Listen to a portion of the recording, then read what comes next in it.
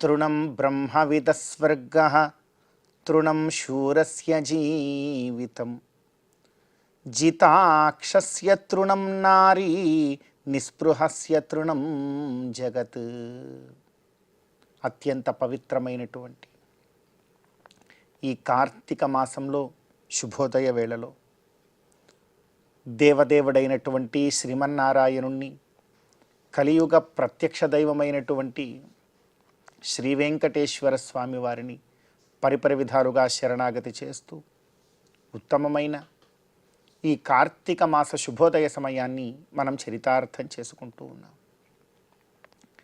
ఈ కార్తీక మాసంలో మనందరి యొక్క ప్రధానమైనటువంటి కర్తవ్యం గోవిందుడి యొక్క ఆరాధన. గోవిందుణ్ణి, శ్రీమన్నారాయణుణ్ణి ఎంతగా భక్తి ప్రపత్తులతో మనం ఆరాధన చేస్తామో అంత గొప్పదైనటువంటి మహాభాగ్య రూపమైనటువంటి ఫలాన్ని మనందరం కూడా పొందగలుగుతాం. భగవత్ కైంకర్యం అనేటువంటిది ఎంతో గొప్పదైనటువంటి భాగ్యం. ఈ భాగ్యరూపమైనటువంటి భగవత్ కైంకర్యాన్ని వీడకుండా మనం ప్రతిరోజు కనుక చేయగలిగాము అనంటే ఈ జీవితంలో చాలా గొప్పదైనటువంటి సత్ఫలాలను మరి మనందరం కూడా పొందగలుగుతాం. అయితే ఇందులో సత్ప్రవర్తనతో ఉండి మనం భగవత్ కైంకర్యంలోకి అడుగిడాలి. ఈ సత్ప్రవర్తన అనేటువంటి దాన్ని అలవరుచుకోకపోతే మాత్రం జీవితంలో ఏదో ఒక రోజున మనమందరం కూడా బాధపడవలసి వస్తుంది. సత్ప్రవర్తన కనుక ఉంటే ఎప్పటికీ కూడా మనకు బాధ అనేటువంటిది ఎదురు కాకుండా భగవత్ కైంకర్య మార్గంలో మనం ముందుకు సాగవచ్చు. అందుకే పెద్దలంటూ ఉన్నారు, తృణం బ్రహ్మవిదస్వర్గః. బ్రహ్మవేత్త ఉన్నాడు అనుకోండి, బ్రహ్మజ్ఞానం కలిగిన తర్వాత అతని ఎదురుగా మీరు స్వర్గము గురించి, స్వర్గములో ఉండే భోగాల గురించి ఎంత మాట్లాడినా కూడా తృణప్రాయంగా విడిచేస్తాడు తప్ప ఆ బ్రహ్మవేత్త స్వర్గము గురించి ఎప్పుడూ కూడా దిగజారిపోడు. తృణం బ్రహ్మవిదస్వర్గః తృణం శూరస్య జీవితం. పెద్ద శూరుడు, యుద్ధవీరుడు ఉంటే ఆ యుద్ధవీరుడి దగ్గర కూర్చొని మీరు చావు గురించి అతన్ని భయపెట్టారనుకోండి, నిజానికి అతడు చావు గురించి గనక భయపడ్డాడు అనంటే అతను యుద్ధవీరుడు, శూరుడు ఎప్పటికీ కాలేడు. కనుక గొప్పవాడైనటువంటి యుద్ధవీరుడికి మరణం గురించి భయం ఉండదు. అలానే మనం వీరులుగా ఉండాలి అనుకుంటే మరణం గురించి భయపడరాదు. మనకు ఎంతకాలము భగవంతుడు రాసిపెట్టి ఉన్నాడో నుదుటున అంతకాలము ఎవరేం చేసినా మనం బ్రతికి ఉంటాం. ఆ అంతకాలము లోపల ఎవ్వరూ మనల్ని ఏమీ చేయలేరు. కనుక మనం అనుకున్న ధర్మకార్యాన్ని మనం పూర్తి చేయడమే మన కర్తవ్యంగా భావన చేయాలి. ఇంకా అంటూ ఉన్నారు, తృణం బ్రహ్మవిదస్వర్గః తృణం శూరస్య జీవితం జితాక్షస్య తృణం నారీ. ఇంద్రియములను ఎంతో గొప్పగా కట్టడి చేసుకోగలిగినటువంటి వారి ఎదురుగా మీరు రంభా ఊర్వశులను తీసుకుని వచ్చి పెట్టినా కూడా ఆయనే మాత్రం కూడా చెలించరు. అలా ఉండగలగాలి. ఇంద్రియములు మన అధీనంలో ఉండాలి. ఈరోజు ఉపవాస దీక్షలో ఉండాలి అని అనుకుంటే మన ఎదురుగా పంచభక్ష పరమాన్నాలు పెట్టినా కూడా కదలకుండా, లాలాజలం ఏమాత్రము కూడా రాకుండా అలానే దీక్షలో ఉండగలిగామా అప్పుడు మన ఇంద్రియములు మన అధీనంలో ఉన్నట్టు లెక్క. ఇంకా అంటూ ఉన్నారు, జితాక్షస్య తృణం నారి నిస్పృహస్య తృణం జగత్. నిస్పృహ కలిగినటువంటి వారికి ఈ జగత్తంతా కూడా తృణప్రాయంగా ఉంటుంది. కాబట్టి మనమందరం కూడా ఇటువంటి నీతిపరమైనటువంటి విషయాలను దృష్టిలో ఉంచుకోవాలి. వీటన్నిటిలోకి ఉత్తమమైనటువంటిది ఏమిటో తెలుసునా? బ్రహ్మజ్ఞానము. ఆ బ్రహ్మజ్ఞానాన్ని గనక మనం పొందగలిగాము అంటే ఈ సాంసారిక సుఖాలు, స్వర్గాది భోగాల మీద మనమందరం కూడా లాలసతో మళ్ళీ మళ్ళీ తిరిగి ఏవేవో తప్పులు చేస్తూ ఉండకుండా జాగ్రత్తగా బ్రతకగలుగుతాం. కాబట్టి ఆ మార్గంలో వెళ్ళే ప్రయత్నం మనమందరం కూడా ఆచరిస్తూ ఈనాటి తిథివార నక్షత్రాలలో ఉండేటువంటి తత్వాన్ని కాస్త మన జీవితానికి అన్వయించుకునే ప్రయత్నం చేద్దాం. ఈ రోజున అక్టోబర్ 24వ తేదీ కార్తీక మాస శుక్లపక్ష తదియ తిథి ఈ రోజున. ఈ తదియ తిథికి అధిదేవత గౌరీ అమ్మవారు. పైగా ఈరోజు వారము కూడా శుక్రవారం. మహాలక్ష్మి అమ్మవారిని, గౌరీ అమ్మవారిని ఎంతగా మనం ఆరాధన చేస్తామో అంత పసుపు ముద్ద ఏర్పాటు చేసుకొని గౌరీదేవిని, మహాలక్ష్మీదేవిని ఆరాధిస్తే ఈరోజు ఎంతో చక్కనైనటువంటి ఫలాలను మనమందరం కూడా పొందగలుగుతాం. అదేవిధంగా ఈ రోజున నక్షత్రం అనురాధ నక్షత్రం. మిత్రుడు అను నామము కలిగినటువంటి సూర్య భగవానుడు ఈ అనురాధ నక్షత్రానికి అధిదేవత. ఈరోజు ఆదిత్య హృదయ పారాయణం చక్కనైనటువంటి ఆయురారోగ్యాలను మనందరికీ కూడా కలుగజేస్తుంది. కనుక ఈ తిథివార నక్షత్రాలలో ఉండే తత్వాన్ని మన జీవితానికి అన్వయించుకొని గోవిందుడి యొక్క అనుగ్రహంతో ఈ కార్తీక మాస శుభోదయ సమయాన్ని మనం చరితార్థం చేసుకుందాం. శ్రీ మహాలక్ష్మియట సింగారాలకే మరుదు, కాముని తల్లియట చక్కదనాలకే మరుదు. శ్రీ మహాలక్ష్మియట సింగారాలకే మరుదు, కాముని తల్లియట చక్కదనాలకే మరుదు. సోమునితో బుట్టువట సొంపు కళలకే మరుదు. కోమలాంగి ఈ చూడి కుడుతనాంచారి, చూడరమ్మ సతులాల శోభాన పాడరమ్మ కూడున్నది, పతి చూడి కుడుతనాంచారి.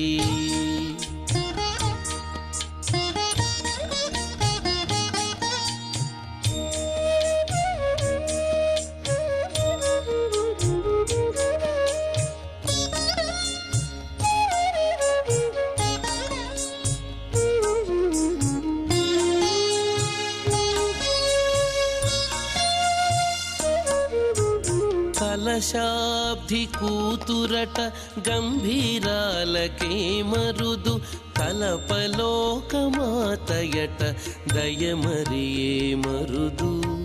కలశాబ్ది కూతురట గంభీరాలకే మరుదు, కలపలోకమాతయట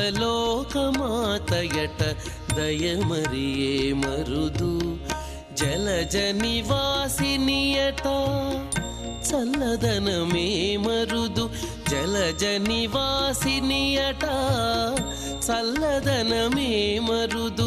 కొలది మీరా ఈ చూడి కుడుతనాంచారి, జలజ నివాసినియట చల్లదనమే మరుదు.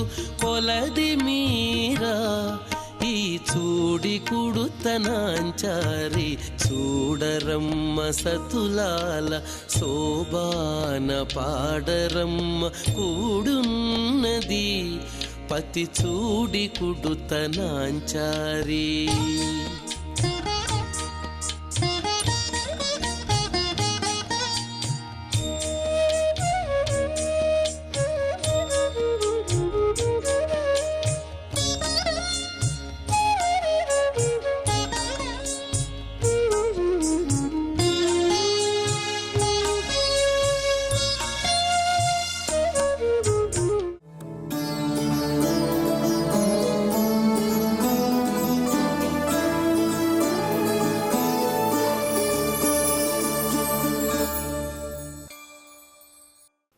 ఖమప్యనవధిం వందే కరుణావరుణాలయం, వృషశైలతటస్థానాం స్వయం వ్యక్తిముపాగతం. ప్రియ భగవద్బంధువులారా, ఈనాడు తిరుమల ప్రథమ పౌరుడిగా, తిరుమల తొలి పౌరుడిగా కీర్తించబడుతున్నటువంటి తిరుమల నంబివారి యొక్క శాత్తుమర వైభవాన్ని, శ్రీ వెంకటేశ్వర స్వామి వారి యొక్క అనుగ్రహ విశేషాన్ని గురించి తెలుసుకుందాం. పితామహస్యాపి పితామహాయ ప్రాచేతసాదేశ ఫలప్రదాయ శ్రీభాష్యకార ఉత్తమదేశికాయ శ్రీశైలపూర్ణాయ నమో నమస్తాత్ అని తిరుమల నంబివారి యొక్క తనియన్. తనియన్ అంటే ప్రత్యేక శ్లోకం. తిరుమల అంటేనే తిరుమల నంబివారు గుర్తుకొస్తారు. తిరుమల నంబి అంటేనే తిరుమల గుర్తుకొస్తుంది. ఎందుకంటే ఆనాడు కీకారణ్యంలో అక్కడ చలికి, అదే ప్రకారం వర్షానికి, అలాగే వేడికి, దేనికి కూడా భయపడకుండా స్వామివారి యొక్క కైంకర్యంలో తరించినటువంటి మహనీయులు తిరుమలనంబివారు. వీరికి శ్రీశైల పూర్ణులు అని పేరు. ప్రతిరోజు కూడా పాప వినాశం నుండి దేవదేవుడికి తీర్థాన్ని, పవిత్ర తీర్థాన్ని తీసుకుని వచ్చేవారు. ఉదయం తోమాల సేవ, మాధ్యాహ్నికం, అలాగే సాయంకాలం అన్నింటికి కూడా భగవద్ ఉపచారానికి కావలసినటువంటి పవిత్ర జలాలని వీరు మోసుకుని వస్తూ ఉంటారు. తమ యొక్క శిరస్సు పైన బిందెలంతా కూడా ఉంచుకొని వచ్చేవారు. తిరుమంగై ఆళ్వార్ల యొక్క దివ్య ప్రబంధమైనటువంటి పెరియ తిరుమణి అనుసంధానం చేస్తూ వస్తుండేవారట. తిరుమలలోనే వాసం, అందువల్ల తిరుమల నంబి అని పేరు పెట్టారు. నంబి అంటే పరిపూర్ణుడు అని అర్థం. పరిపూర్ణుడు అంటే భగవద్భక్తి మెండుగా కలవాడు అని అర్థం. ఒకానొక సందర్భంలో శ్రీ వెంకటేశ్వరుడు ఈ ఆచార్యుని యొక్క వైభవాన్ని ప్రతి ఒక్కరూ కూడా తెలుసుకోవాలనే ఉద్దేశ్యంతో ఒక బోయవాడిగా మారాడు. తిరుమల నంబివారు తీర్థాన్ని స్వామివారి కైంకర్యం కొరకు తీసుకుని వస్తూ ఉండగా, తాత నాకు కాస్త నీళ్ళు ఇవ్వవా, చాలా దాహంగా ఉంది అన్నారట. తిరుమల నంబివారు, అది కాదయ్యా, స్వామివారి కైంకర్యానికి సమయం మించిపోతున్నది, అందువల్ల ఈ నీళ్లను నేను ఇవ్వలేను అన్నారు. లేదు తాత, నాకు ఇంకా కావాలి, చాలా దాహంగా ఉందంటే ఇవ్వలేను అని చెప్పుకుంటూ వెళ్తూ ఉన్నారు. మహాత్ములు ఎప్పుడూ కూడా భగవత్ చింతనలోనే ఉంటారు. తిరుమల నంబివారు ఆ పెరియ తిరుమొഴി అనుసంధానం, బృహత్ సూక్తం అంటాం, వాడినేన్ వాడి వరిందనేన్ మనత్తారనే పాశురంతో ఈ సూక్తం ప్రారంభమవుతుంది. అంచేత అలా చెప్పుకుంటూ పోతున్నారు. ఇతడేం చేశాడు, వ్యాధుడి రూపంలో వచ్చినటువంటి స్వామి ఆ కుండకు చిల్లు పెట్టారు. ఆనాడు వెండి బిందెలు ఉంటాయా, అంతా మట్టి. అలా చిల్లు పెట్టి ఆ నీటిని తాగుతున్నట్టు తిరుమల నంబివారు అనుసంధానం చేసుకుంటూ పోతున్నారు. ఏదో భారం తగ్గినట్టు అనిపించింది. నీటి భారం తగ్గింది. ఏంది, కుండ బరువు తగ్గిపోతుందని ఒక్కసారి తిరిగి చూస్తే ఈ బాలుడు అలా నీటిని తాగుతూ ఉన్నాడు. ఆ బాలుడిని హెచ్చరించారు. కానీ తిరుమల నంబివారు ఏం చేశారంటే, తిట్టకుండా, అయ్యా ఓ బాలుడా, ఓ వ్యాధుడా, ఈ ప్రకారంగా స్వామివారి కైంకర్యానికి లోపం వచ్చేటట్టు చేశావే, నేను మళ్ళీ అంత దూరం వెళ్ళి ఎలా తీసుకుని రాగలను? అంత లోపల తోమాల శివ అయిపోతుంది, ప్రాతకాల ఆరాధన అయిపోతుంది కదా, ఎంత అపచారం, ఎంత అపచారమని తిరుమల నంబివారు చెప్పారట. ఆ వ్యాధుడు భయపడాల్సిన పని లేదు స్వామి, అంతా భగవంతుని యొక్క ఇచ్ఛ, ఆయన సంకల్పం అని చెప్పి తన చేత ఉన్నటువంటి ఆ విల్లంబులు ఏవైతే ఉంటాయో ఆ బాణంతో ఒక కొండను భేదించాడు. వెంటనే అక్కడి నుంచి ఒక జలం, అంటే జల ప్రవాహం అలా పైకొచ్చింది. స్వామి, ఇక ఇచ్చట నుండి స్వామివారి కైంకర్యానికి తీర్థాన్ని తీసుకుని వెళ్ళండి అని చెప్పి అంతర్ధానమయ్యాట. అదే ఆకాశగంగ. ఆనాటి నుండి ఈనాటి వరకు తిరుమల నంబి వంశీయులు తోడప్పాచార్యుల వారు తిరుమల నంబి చేసినటువంటి ఆ కైంకర్యాన్ని కొనసాగిస్తూ ప్రతిరోజు కూడా తెల్లవారి, అంటే రాత్రి 2-3 గంటల ప్రాంతంలో ఆకాశగంగకి వెళ్ళి 3 బిందెల నీళ్ళని తీసుకుని వస్తున్నారు. అందువల్ల తాత అని భగవంతుని ద్వారా పిలువబడ్డారు. అందువల్ల వీరికి తాతాచార్యులు అని పేరు. అందువల్ల పితామహస్యాపి పితామహాయ ప్రాచేత సాదేశ ఫలప్రదాయ శ్రీభాష్యకార ఉత్తమదేశికాయ శ్రీశైలపూర్ణాయ నమో నమస్తాతని వీరి యొక్క తనియన్. అటువంటి మహాత్ములు తిరుమల నంబివారు, వారి యొక్క సన్నిధి దక్షిణ తిరుమలలో దక్షిణమాడ వీధిలో వెలసి ఉన్నది. ఈ ఆకాశగంగా పరమ పవిత్రమైనది. సాక్షాత్తు భగవంతుని ద్వారానే ఈ ఆకాశగంగా అనేటువంటి ఒక అద్భుతమైనటువంటి ఆ తీర్థం అనేది ఇక్కడ ఉద్భవించింది. తిరుమల నంబి వారి యొక్క ఆ విశేషమైనటువంటి కైంకర్యాన్ని భగవంతుడు గుర్తించి తన భక్తుడైనటువంటి తిరుమల నంబి వారికి ప్రతి సంవత్సరం కూడా వారి తిరునక్షత్ర మహోత్సవం ఎప్పుడు అంటే పురట్టాసి అనుషం, తమిళ నెల అయితే కన్యా అనురాధ నక్షత్రం. తిరుమలలో అదే సమయంలో బ్రహ్మోత్సవాలు జరుపబడతాయి కనుక ఆచారులందరూ కూడా బ్రహ్మోత్సవాల్లో పాలుపంచుకుంటున్నారు కనుక వీరి యొక్క ఈ తిరుమల నంబి వారి యొక్క తిరునక్షత్రాలు విశేషంగా తిరుపతిలో గోవిందరాజస్వామి వారి దేవాలయంలో 10 రోజుల పాటు జరుగుతుంది. ప్రతిరోజు కూడా దివ్య ప్రబంధ పారాయణం ఉంటుంది. అలాగే చివరి రోజు అంటే తిరుమల నంబి వారి యొక్క శాత్తుమర రోజు గోవిందరాజస్వామి వారు శ్రీదేవి భూదేవి సమేతుడై తిరుమల నంబి వారి సన్నిధికి విచ్చేస్తారు. స్నపన తిరుమంజనం విశేషంగా కొనసాగుతుంది. అలాగే తిరుప్పావై ప్రబంధ పఠనం శాత్తుమర. సాయంకాలం శ్రీభూ సమేతుడైనటువంటి గోవిందరాజస్వామిని విశేషమైనటువంటి ఆభరణాలతో అలంకరిస్తారు. మంచి మంచి ఆ పుష్పాలతో కూర్చబడినటువంటి పెద్ద పెద్ద మాలికను సమర్పిస్తారు. తర్వాత తిరుమల నంబి వారిని కూడా ఎంతో వైభవంగా అలంకరిస్తారు. ఎదురెదురుగా 2 తిరుచిలో మాడవీధి ప్రదక్షిణం ఉంటుంది. తర్వాత తిరుమల నంబి వారు నివసించినటువంటి ప్రదేశం అచ్చట స్వామివారు తిరుమల నంబి వారు వేంచేస్తారు. అక్కడ మండప ఆస్థానం యథాస్థానాన్ని చేరుకున్న తర్వాత తిరుమల నంబి వారి సన్నిధిలో పెద్దజీయర్ స్వామి వారి యొక్క ఆధ్వర్యంలో తిరువాళ్మి సేవాకాలం శాత్తుమరులు జరుగుతాయి. గోవిందరాజస్వామి వారు అంటే ఈ తిరుమల నంబి వారి శాత్తుమలను ఉద్దేశించి తిరుమలలో ఆనాడు విశేషంగా వస్త్రము, అప్పపొడి, అదే పచ్చకర్పూరం, చందనం ఇవంతా కూడా శ్రీ వెంకటేశ్వరుడు పంపిస్తాడు.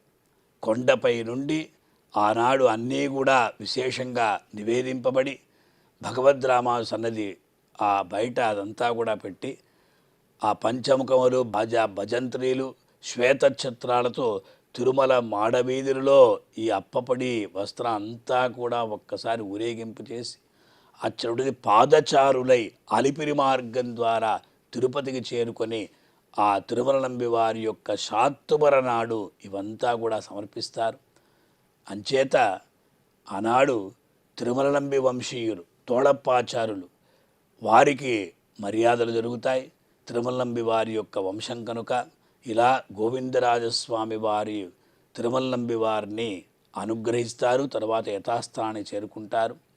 ఇటువంటి తిరుమల నంబి వారి యొక్క శ్రీశైల పూర్ణుల యొక్క తిరునక్షత్ర మహోత్సవంలో మనం అందరం కూడా పాలు పంచుకుని తిరుమలేశుని యొక్క గోవిందరాజస్వామి వారి యొక్క అనుగ్రహాన్ని పొంది తరిద్దాం. ఓం నమో వెంకటేశాయ. అమరవందితయట అట్టే మహిమయే మరుదు, అమృతము చుట్టమట ఆనందాలకే మరుదు.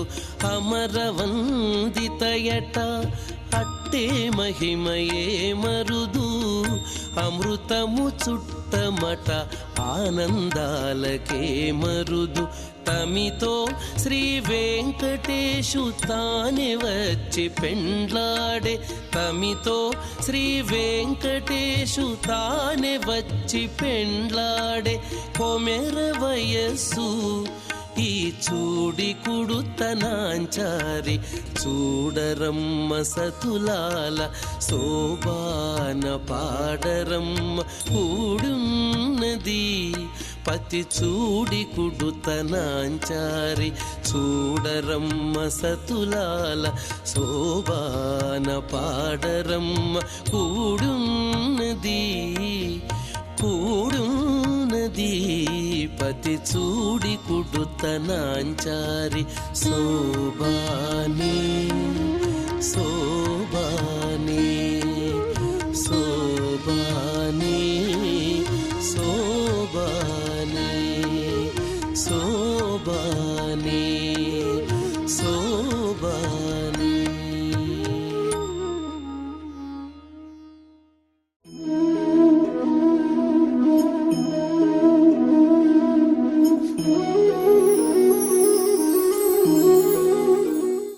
సమే శుచౌ శర్కరావహ్నివాలుకా వివర్జితే శబ్దజలాశ్రయాదిభిః మనోనుకూలే నచ చక్షుపీడనే గుహా నివాతాశ్రయదాత్ ప్రయోజయేత్.